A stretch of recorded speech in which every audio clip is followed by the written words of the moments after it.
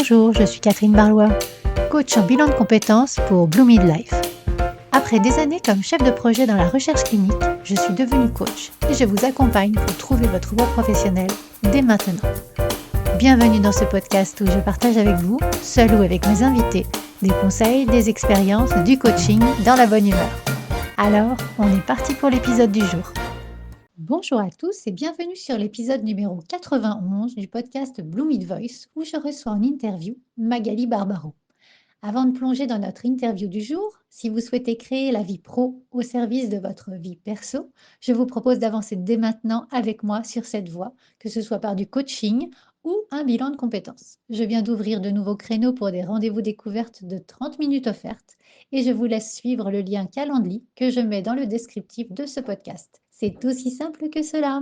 Et donc aujourd'hui, je suis ravie de retrouver Magali Barbaro, déjà venue partager avec nous son parcours de reconversion dans l'épisode 54 et également ses connaissances autour de les danses dans les épisodes impairs de 55 à 61. Cette fois-ci, nous abordons un sujet essentiel, mais encore trop peu compris, le handicap au travail.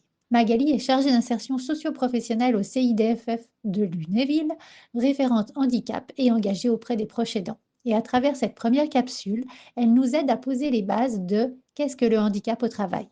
Quelles sont les idées reçues encore tenaces et comment peut-on avancer concrètement vers plus d'inclusion dans les entreprises? Alors installez-vous confortablement et c'est parti pour une conversation éclairante et nécessaire et je vous souhaite une belle écoute. Et on est parti. Bonjour Magali. Bonjour Catherine. Merci de me rejoindre de nouveau. Vous êtes une habituée de ce podcast, donc merci de nous éclairer de vos connaissances régulièrement. On vous avait vu la première fois dans l'épisode 54 et puis vous avez partagé votre reconversion et puis dans toute la série de podcasts sur les danses.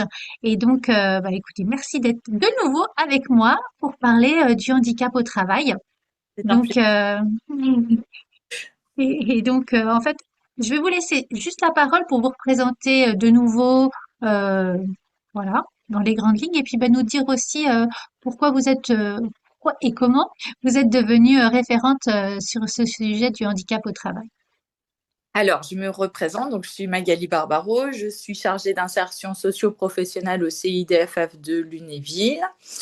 Je suis donc référente handicap, j'accompagne les proches aidants. Alors, pourquoi je suis devenue référente handicap?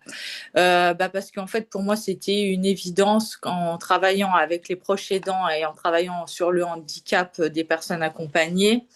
De devenir pour l'organisme, enfin l'association où je travaille, la référente handicap du lieu, puisque j'ai été formée sur différentes formes de handicap et de compensation, surtout du handicap au travail.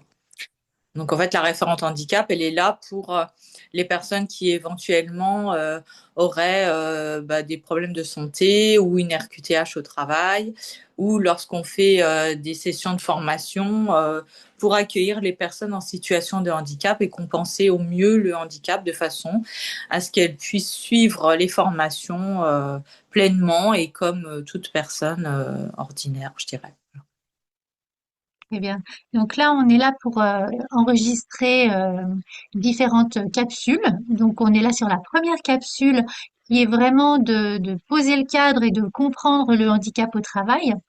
Et donc, par rapport à ça, en fait, comment est-ce que vous définiriez le handicap au travail et qu'est-ce que vous entendez comme idées reçues les plus courantes à ce sujet? Alors, le plus d'idées reçues, c'est lorsque une personne se présente et qu'elle a une RQTH. Donc, une RQTH, c'est une reconnaissance travailleur handicapé qui est délivrée par la MDPH, qui est la maison départementale des personnes handicapées. Et en fait, c'est souvent, on va pas prendre une personne en situation de handicap parce que elle va être moins performante, elle va être plus souvent absente. Enfin, on a plein de préjugés sur le fait d'être porteur d'un handicap.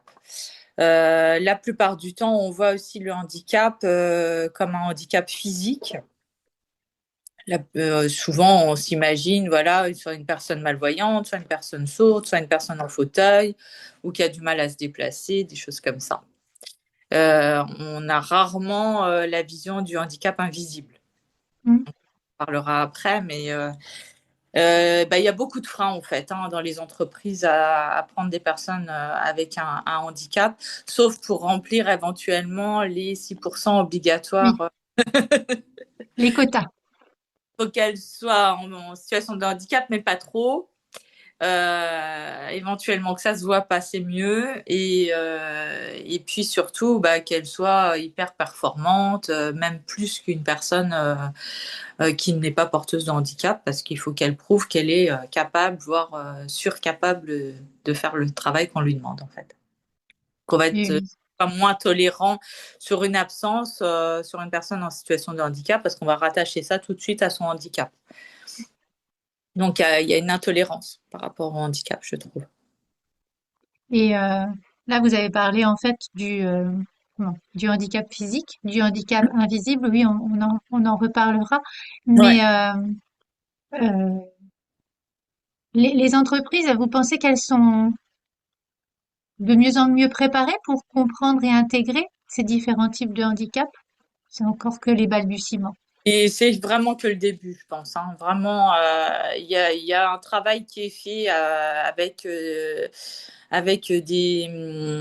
des associations, voilà, on essaie au mieux de parler du handicap. Je trouve qu'il y a de plus en plus quand même de médias aussi qui parlent du handicap et du handicap au travail. Mais les RH restent quand même un petit peu bloqués là-dessus quand même. C'est encore pas.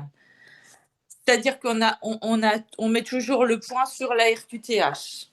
Voilà, on n'est pas encore dans à compétence égale. On va prendre telle personne parce que ça passe mieux.